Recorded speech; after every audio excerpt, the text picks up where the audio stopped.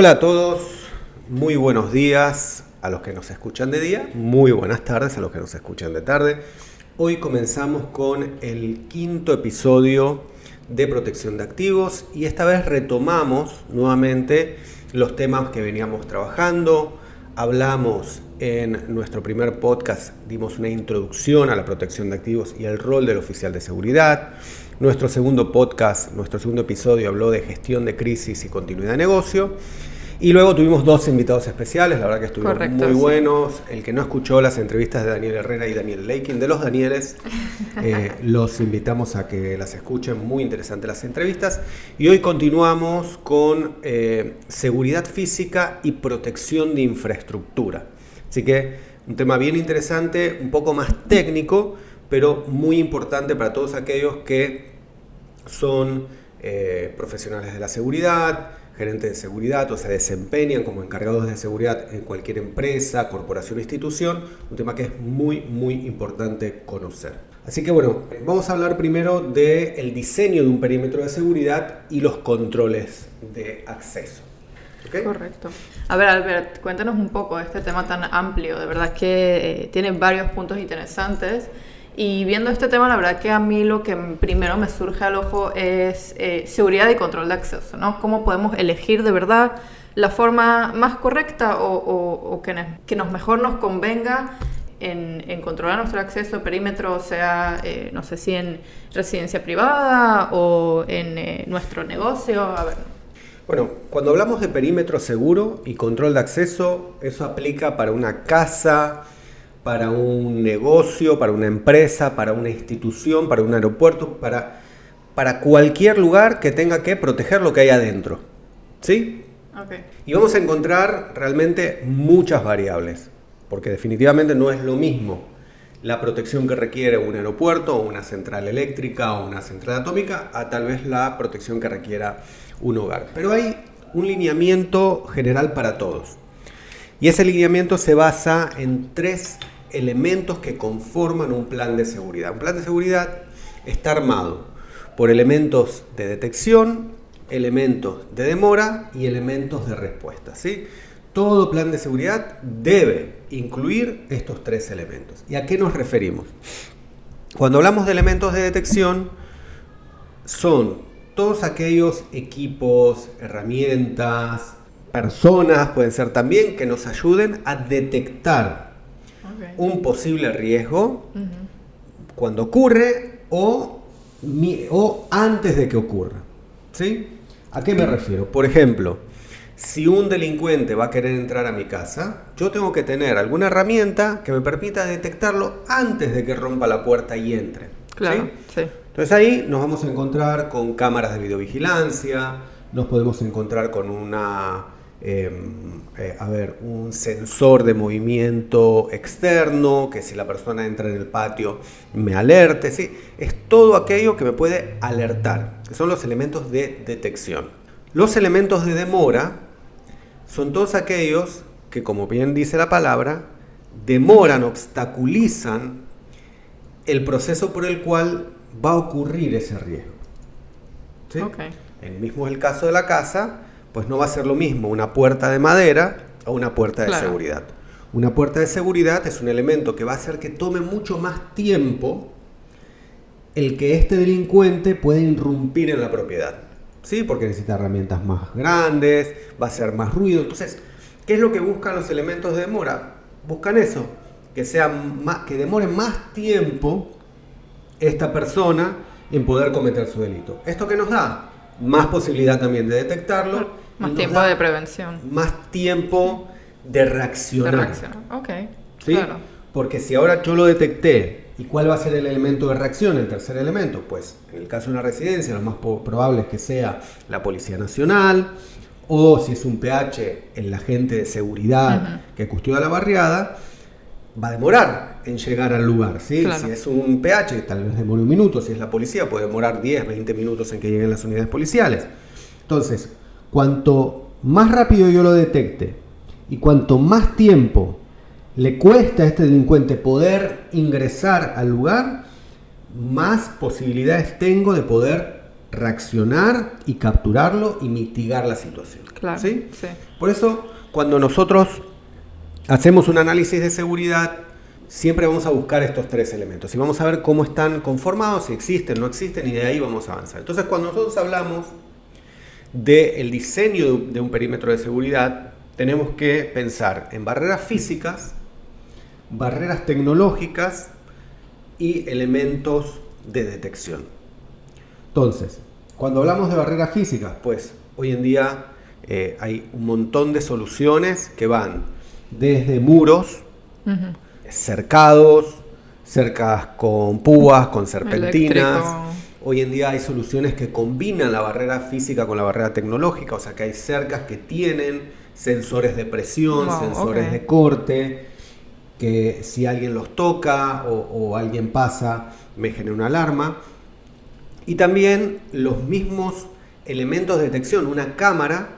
Hoy en día ya las cámaras vienen con analítica que me funcionan como una especie de barrera, donde, claro, no va a haber una barrera física. Si la persona corta, se hace un cruce de línea que se marca dentro de la misma, dentro del mismo video, dentro de la misma cámara, y si hace un cruce de línea, eso me genera una alerta, pero no solo me genera una alerta a nivel de poder darme esa detección y esa reacción, sino que también puede activar una bocina, una sirena, luces estroboscópicas, que lo que buscan estas luces es disuadir. Es también un modo de tener... Claro, generarle miedo generarle miedo, decirle, mira, te estoy viendo, y eso puede hacer que el delincuente o se demore más, ya fue sorprendido, o decida tal vez irse, no seguir, claro, no seguir con su delito. Entonces, cuando vamos a diseñar un perímetro, tenemos que buscar esos 2 elementos principales.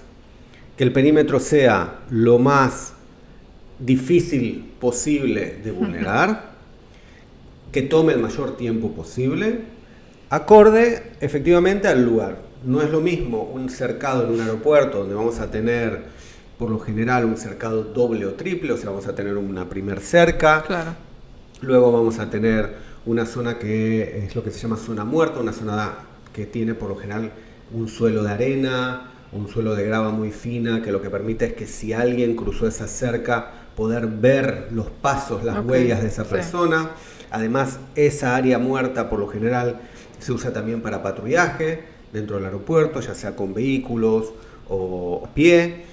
Y va a venir una segunda cerca, o sea que la persona tiene que pasar 2 cercados, y en muchos casos puede ser que hasta venga una especie de cuneta, un lugar debajo, para que también sea más difícil de pasar, ¿no? Pero va a depender si este aeropuerto es un aeropuerto civil, si es un aeropuerto militar. Entonces, todo lo que tiene que ver con las partes de cercado y perímetros de seguridad, definitivamente va a tener que evaluarse según el riesgo que hay dentro. Hay un punto muy importante para todos, tanto en la parte residencial como en la parte empresarial o corporativa, y es el tema de la iluminación. La iluminación es un elemento que ayuda también a disuadir y es una especie de barrera. ¿Por qué? Porque el delincuente va a preferir que el lugar esté oscuro para que no lo vean. Claro. Entonces, un perímetro debe estar correctamente iluminado. Debe estar correctamente iluminado, no solo de noche, también si las condiciones climáticas son muy adversas, hay días nublados que son muy oscuros, se tiene que activar y tiene que mucha lluvia. Tiene que estar muy bien iluminado. Eso ayuda también a que si tenemos un sistema de cámaras o tenemos también tal vez un rondín, una patrulla, porque cuando yo hablé de elementos de detección puse al ser humano también, o sea, el guardia es parte de... Es parte del... porque el guardia, si da su rondín, puede detectar a una persona. Correcto. También puede demorarla y también puede reaccionar y capturarla, ¿no? Sí. O sea, el ser humano cumple con los 3 parámetros del elemento muchas veces. Entonces, muy importante la iluminación, y algo que es también sumamente importante y muchas veces no se toma en cuenta, es el tema de limpieza y orden del perímetro. Ok, interesante. Sí, y esto yo lo veo mucho principalmente en empresas, mucho en empresas logísticas, donde los perímetros sirven también para muelles de carga y descarga, y hay mucho movimiento, que no se presta atención a la limpieza.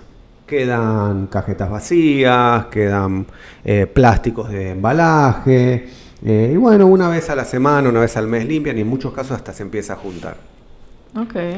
¿Y por qué es importante la limpieza en un perímetro? ¿Por qué? Dos cosas. Lo primero es que un área limpia facilita la visión. Claro. ¿Sí? Claro. Si yo tengo, de repente uso una esquina del patio para guardar chécheres y ahí tengo una nevera vieja, tengo un carrito que ya no se usa, voy juntando cosas, es un buen lugar para esconderme, para que un delincuente se esconda, o para esconder alguna herramienta que me sirva después para poder Claro. ingresar al lugar, una pata de cabra, unos tanques de acetileno, o sea, alguna herramienta que me sirva para poder introducirme. Y lo otro es que en seguridad se maneja un concepto que en inglés las siglas son CPTED. Este concepto dice que psicológicamente el ambiente, el medio ambiente donde estamos nos va a generar seguridad o inseguridad. ¿Sí? Ujú. Si yo voy a un parque, por ejemplo, una plaza, y esta plaza tiene áreas de grama, Ujú. extensas áreas de grama, y no hay ninguna división entre la grama, o sea, está la grama y está la acera por donde se puede caminar. La gente va a caminar por la acera, pero va a caminar por la grama también. Sí, ok. Si yo a esa misma grama le hago un borde con una planta tipo Lexora, de estos arbustos que yo los puedo cortar cuadraditos, ¿verdad? Que quedan bien bonitos. Hago ese mismo borde y no hace falta que lo haga 2 metros, lo hago de 40 centímetros. O sea, cualquiera puede levantar el pie y pasar. Claro. Ok. El simple hecho de que esté ese borde va a hacer que muchas menos personas pasen a la grama. Wow. Ok. ¿Por qué? Porque psicológicamente eso me está marcando un límite, la persona lo siente como Claro, un hay una límite. barrera. Hay una barrera. Y eso además nos dice que hay alguien que está cuidando ese lugar, porque Ok, esa barrera sí. tiene que estar cortadita, tiene que estar bien bonita. Claro, alguien presta atención a ese lugar. Alguien presta atención. Entonces, definitivamente, la persona, sin que le pongamos un cartel de no pisar la grama, sin ningún otro medio, va a ser mucho menos veces que gente cruce a que si no estuviese. Ok, ¿Sí? sí. Entonces, lo mismo ocurre acá. Si yo tengo un perímetro de una bodega, de una fábrica, el perímetro de mi casa, está descuidado, ¿sí? Por ejemplo, vamos a agarrar una casa en una barriada. Y en la parte, la grama está alta, no cortan el césped.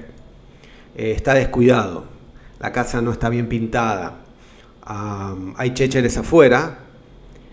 El que pase por ahí, si es un delincuente, va a decir, mira, acá nadie está pendiente, a nadie le importa. Claro, se va a dar cuenta. Sí. No solo que se va a dar cuenta, le va a generar de forma automática, mira, acá nadie está pendiente. Ok. Y si nadie está pendiente, es mucho más fácil entrar. Es Claro. mucho más fácil entrar. Si yo quiero robar una bodega y el perímetro de la bodega, aunque esté iluminado, está sucio, está descuidado, hay palets rotos, mira, acá nadie está pendiente del lugar. Claro, nadie se va a dar cuenta si falta algo. Nadie se va a dar cuenta si falta algo. Lo más probable es que nadie esté caminando por acá porque efectivamente nadie limpia. Entonces va a ser más fácil robar.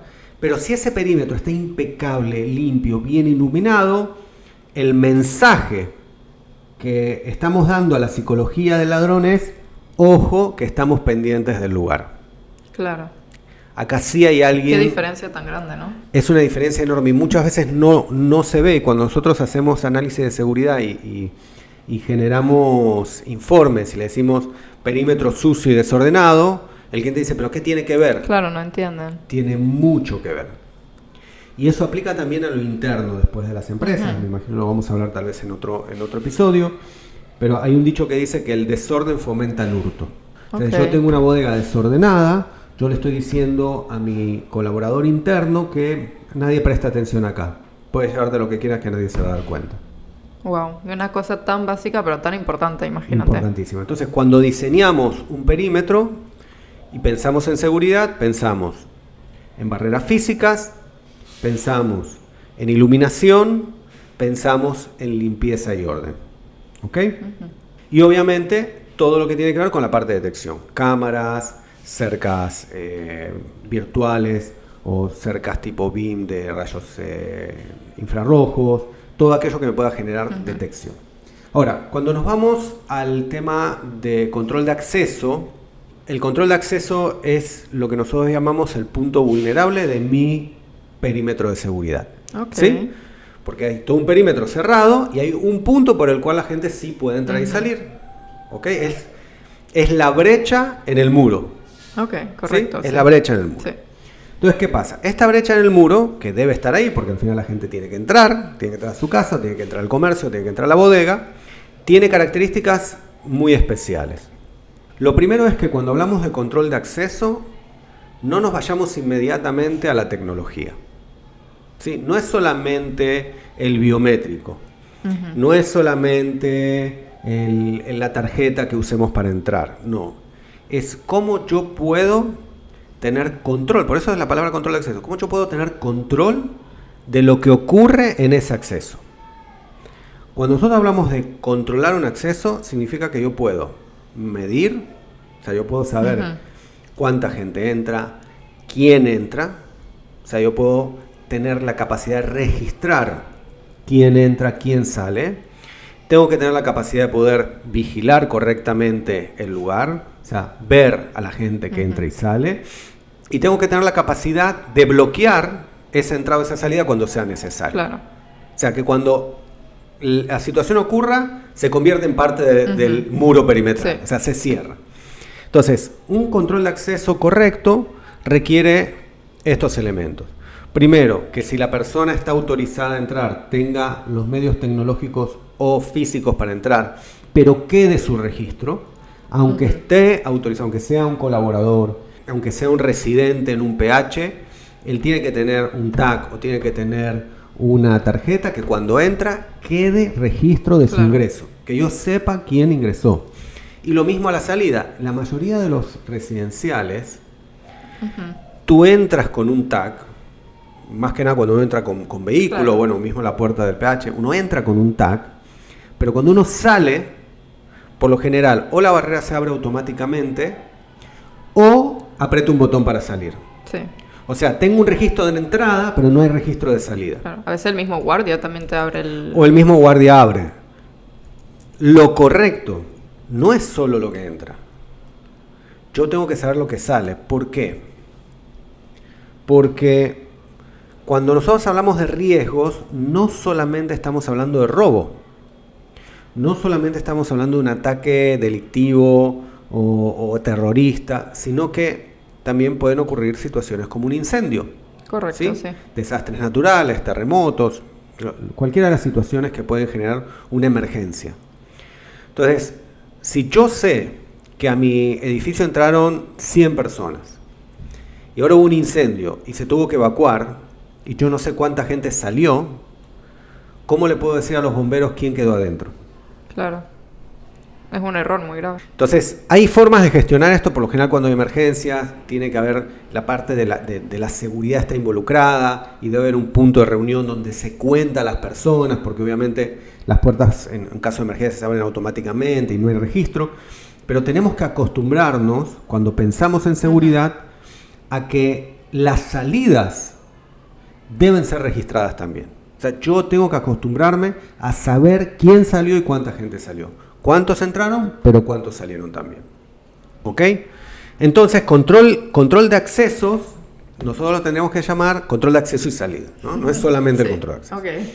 Dijimos que tengo que tener la capacidad de registrar, tengo que tener la capacidad de contar, tengo que tener también, entonces, la capacidad de bloquear. Claro. Por lo tanto, un acceso correctamente construido debería tener la capacidad de poder cerrarse por completo. Por completo cuando yo no quiero que alguien entre o debo impedir que alguien salga. Ok. Ejemplos. Sí. Nosotros hace un tiempo atrás, acá en Panamá, tuvimos unas manifestaciones muy fuertes por el tema de la minera. Sí. Y en esas manifestaciones, algunas se tornaron violentas y hay un lugar donde hay dos edificios. Un edificio tiene la garita convencional con la barrera vehicular y el otro edificio tiene la misma garita convencional con la barrera, pero además tiene una cerca de hierro que cierra. si es necesario puede bloquear toda la entrada. Wow, ok. Cuando se da esta manifestación, la policía empieza a tirar gases lacrimógenos, la gente empieza a correr, empieza a escapar y este PH que tenía la barrera activa en su plan de emergencia, cierran la barrera y obviamente impiden que la masa de la gente se meta dentro del PH. El PH de al lado simplemente no se pudo hacer nada, la gente saltó, pasó por debajo, por el costado de la barrera vehicular y llegaron a meterse, a refugiarse en el lobby. Wow, sí, ok. Entonces, cuando nosotros pensamos en un control de acceso, no tenemos que olvidarnos de que, como dicen en inglés, dicen shit happens, ¿no? Right. O sea, hay veces pueden ocurrir. Sí. O sea, cosas pasan. Nosotros podemos vivir en un barrio súper tranquilo, súper bien, y de la noche a la mañana tenemos una manifestación violenta a la puerta de nuestro edificio y no tenemos la capacidad de contener porque no lo pensamos. No lo pensamos. Sí. Entonces, acá viene el otro punto que es súper importante, que es la evaluación de riesgos y vulnerabilidades. O sea, cuando nosotros vamos a diseñar nuestro perímetro seguro, vamos a diseñar nuestro control de acceso, tenemos que hacer previamente una evaluación de riesgos y vulnerabilidades. O sea, tenemos que ver cuáles son todos los riesgos de esa zona, qué puede llegar a ocurrir, qué puede llegar a ocurrir que nunca ocurrió. Claro. Y buscar la mejor forma de diseñar ese control de acceso. Yo estoy totalmente de acuerdo y tengo muchos clientes que me dicen, mira, yo no quiero convertir esto en una cárcel, en una presión, ¿no? Sí. Está bien, es lógico. Tiene sentido. Pero por lo menos evaluemos los riesgos, que sepas qué es lo que puede llegar a ocurrir y busquemos las mejores formas. Hoy en día hay infinitas clases de barreras distintas, infinitas clases de sistemas y de controles que pueden adaptarse a toda necesidad. O sea, yo puedo hacer un muy buen cercado. El otro día estaba hablando con un colega que pasamos al lado de una escuela importante acá en Panamá y ellos hicieron todo un cercado perimetral. Pero hicieron un cercado perimetral de tal forma, son como, en vez de que sea una cerca como la conocemos, son como pequeñas columnas de metal, ¿sí? Pintadas de color. Columnas verticales, que no se cierran arriba, son para abajo de la columna, pero una columna al lado de la otra, como unas barras, una al lado de la otra, que el espacio que tiene entre ellas una persona no puede pasar. Sí, mínimo. Pero genera visibilidad, o sea, yo puedo ver perfectamente lo que ocurre dentro de la escuela. No es un muro, no es una cerca con malla de hexagonal, queda muy bonito, muy fino y me genera la protección. O sea que nosotros tenemos que definitivamente pensar en las dos cosas, pensar en qué tecnologías o qué elementos físicos voy a utilizar que se adapten mejor a las necesidades reales de mi instalación. Por eso la evaluación de riesgos y vulnerabilidades es sumamente importante. Y ahí donde yo recomiendo, nosotros tenemos clientes que son constructoras y muchas veces cuando empieza la obra y revisamos planos, yo le digo, mira, alguien acá no pensó bien en el muro o no pensó bien en la ubicación de la garita. Entonces, yo siempre recomiendo, ¿sabes qué? Está bien, tú puedes ser el mejor arquitecto, el mejor diseñador, pero cada uno en su profesión. Claro. Entonces, ¿sabes qué? Van a diseñar una barriada, más que nada cuando son PHs grandes. Gran parte de la responsabilidad del constructor es la seguridad de las personas que van a vivir adentro. Claro. Y piensan solo en cámaras y no sé, vamos a hacer algún muro. No piensan de verdad en lo que es la seguridad de las personas. En o que sí, pero no saben exactamente lo que significa, ¿no? Claro, no conocen, o sea, no es su profesión no es la seguridad. Claro. Entonces, yo siempre digo, asesórense, busquen un experto en seguridad para que haga una evaluación de riesgos, para que pueda revisar con ustedes el proyecto, los planos y pueda hacerle las recomendaciones que al final sí den una buena protección perimetral y control de acceso a la barriada. Al fin y al cabo, esa empresa de seguridad o esa persona de seguridad va a poder identificar correctamente los puntos débiles de la barriada, del negocio, del PH, de lo que sea que estamos haciendo la evaluación, ¿no? Una constructora. Sí. Y ahí, y bueno, y después ahí ya el tema escala una vez que nosotros hablamos de infraestructuras críticas. Por supuesto, cuando hablamos de seguridad de energía, transporte, telecomunicaciones, donde es muy esencial para la estabilidad del país.